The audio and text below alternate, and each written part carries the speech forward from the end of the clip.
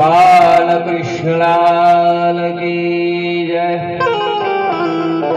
रामदेव पीर बापानी जय। रखा दादानी जय। જેના ચોકમાં આપણે બેઠા છીએ અત્યારે એ દેવની જય ન બોલાવી તો એના જેવો કોઈ ઢોકરો નતો. અને આ છે ને હવે છેલ્લું ટાણું કહેવાય, માળીનું છેલ્લું ટાણું. અત્યાર સુધી તો આપણે ખૂબ સેવા કરી, બંદગી કરી, જે બન્યું એ રણજીતે લઈને ભાઈએ જે કર્યું પણ આ છેલ્લું ટાણું કહેવાય.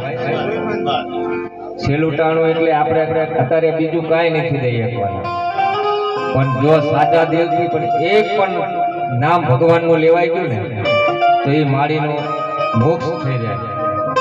બીજું અત્યારે આપણે હવે છેલ્લું ટાણામાં કાંઈ નથી દઈ શકવાનું, પણ ભગવાનનું જો એક માતાજીનું એવા દિલથી નામ લેવાઈ ગયું ને તો એ માળીને મરમ જણના ફેરા પતી જાય.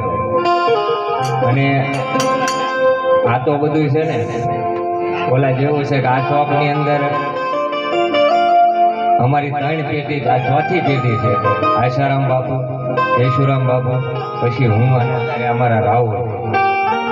પણ આ સંજય એવા છે ને અત્યારે કે હું પણ આવી જાય ને એટલે માણસ મોટો બની જાય. આની અંદર આ ચોકની અંદર આશારામ બાપુ પણ બે હતા, કેશુરામ બાપુ બે હતા. આ ચોક એવો છે બહારના ન ખબર હોય, અમારો સાધુનો અહીંયા ઉતારો હતો આ ચોકની અંદર. એટલે બીજું કઈ નહીં, પણ સાધુના બાળક તરીકે હું એટલું કહું કે એક ભગવાનનું નામ કે માતાજીનું નામ લેવાઈ જાય મારી પાસે તો એ છેલ્લું ટાણું છે.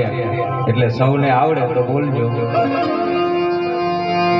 સોના બાજુ ટાળિયા અને પીરીશા છે પકવાન.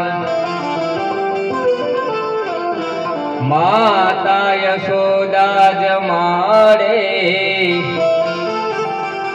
તમે જમો નંદ કુમાર.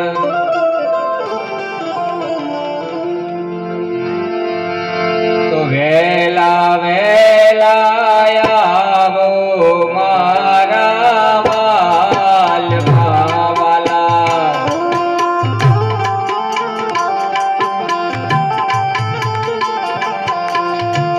એ જરૂર જમા